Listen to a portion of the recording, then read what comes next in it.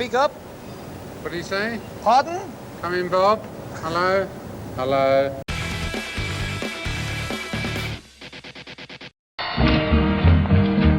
Well, Mama don't allow no skiffle down in here. Oh, no, she don't. Mama don't allow no skiffle down in here. Well, we don't care what Mama don't allow. Gotta play that skiffle any old how. Mama don't allow no skiffle down in here. Now then, you're called what? JG Skiffle Group. And you come from? Epsom. What are your two names? Yours is? James Page and... David Housecroft. Both from Epsom? Yes.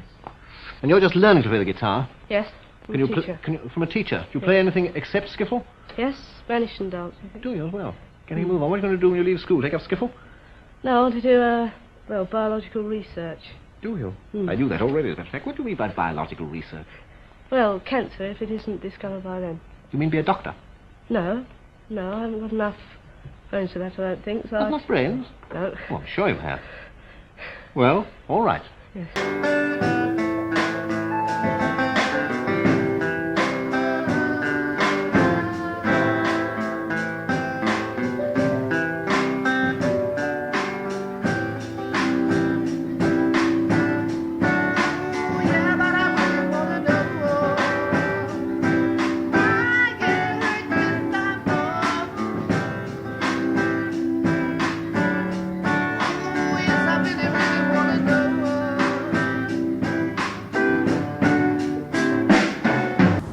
What's your reaction to the death of Jimi Hendrix?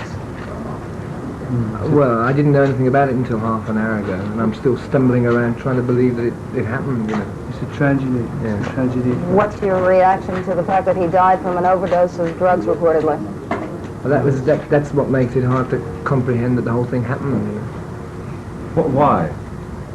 Well, it's just such a shock when the statement is made like that, especially at 10:30 in the morning.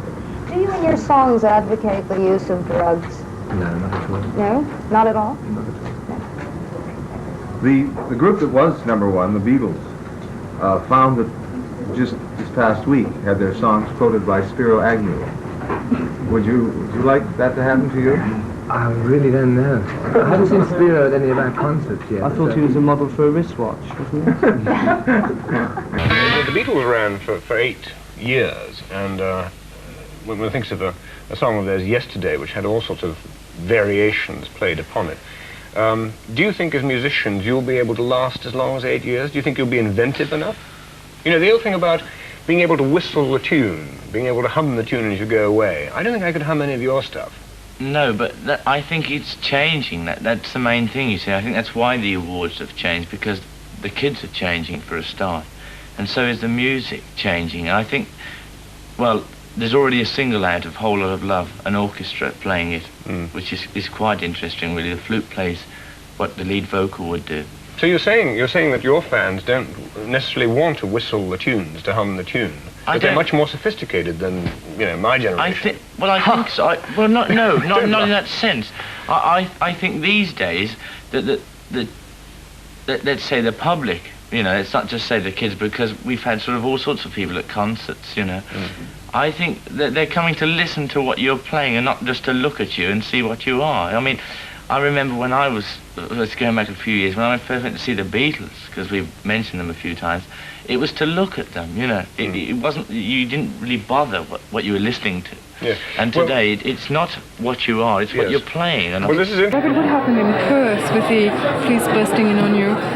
Oh, goodness knows. I think they were trying to get a bit of overtime in. I really don't know. I suppose it's the sign of the times, you know. Well, they did very well with the kids. They did very well with 99% of the people. But when you've got two people phoning the mayor, it's time to put a stop to it. I think Abraham Lincoln said that. Or something anyway. The sort of governor sort of was so freaked out by these, you know, instigating an inquiry into why Led Zeppelin were raided. Well, I really can't I wasn't woken up. If I had been woken up, they'd have had me for assault and battery. But I really don't know. I think it's just another one of those things that mankind, you know, is coming to. I think we can all say goodbye to good old Mother Earth. Here's a report from Betty Rollin on rich rock stars and the industry that shares their wealth. The Shah of Iran? No. J. Paul Getty? No. The occupants of these limousines don't rule countries, don't make oil deals. They don't even make million-dollar movies. But they live as if they did all of those things. In their 20s, they are rich, powerful, temperamental, and pampered. They are the Led Zeppelin, a rock group on tour. And in the vernacular of the record biz, where to be merely big is nothing, the Zeppelin is very big. To get around, the Zeppelin uses a chartered 707, the kind of plane President Nixon uses. But the president's plane doesn't have an organ, nor a 15-foot mirrored bar, nor in the private quarters does it have 2 bedrooms and a fireplace. I do like to be beside the sea. Nor does the president travel with an entourage that looks like this. The boys in the Zeppelin have been flying high for a few years now, and they feel their lifestyle is only befitting their station.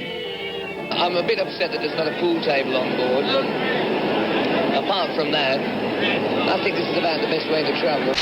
Good evening. It really was the biggest crowd ever assembled for a single performance in one place in the entire history of the world. It was tonight, and it was in Tampa. The name of the group, Led Zeppelin. They've been around for years, popular with the acid rock crowd, big on album sales. Tonight they broke the world record set by the Beatles, and Channel 13's John Jones watched it happen. Now, I said this was the largest single performance crowd ever to attend any concert in the history of the world, and I meant it. The old record was held by the Beatles, set in New York City in 1965. 55,000 people grossing $306,000 for the promoter. Tonight in Tampa, there were 56,800 sold seats. The gross, $309,000. In Oakland, a nasty scene erupted backstage between Zeppelin's entourage and one of promoter Bill Graham's people. Peter Grant's son was slapped by a security guard for attempting to remove a dressing room sign. When Grant heard that his son had been hit, he had Graham's employee brought back to his trailer. By the time Grant and Bonzo were through, the trailer was awash with blood. Graham called the cops. Bonham and Grant were charged with assault and led away to jail. In California in 1977, Grant, John Bonham and 2 Zeppelin roadies were arrested after a security man had been beaten up. Sometimes they would all get out of hand, and sometimes Peter got out of hand too, and they had an altercation in San Francisco involving Bill Graham, which was unfortunate. Good evening!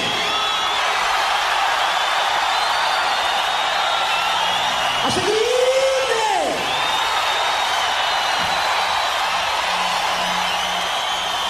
There'll be a short intermission while I get some monitors.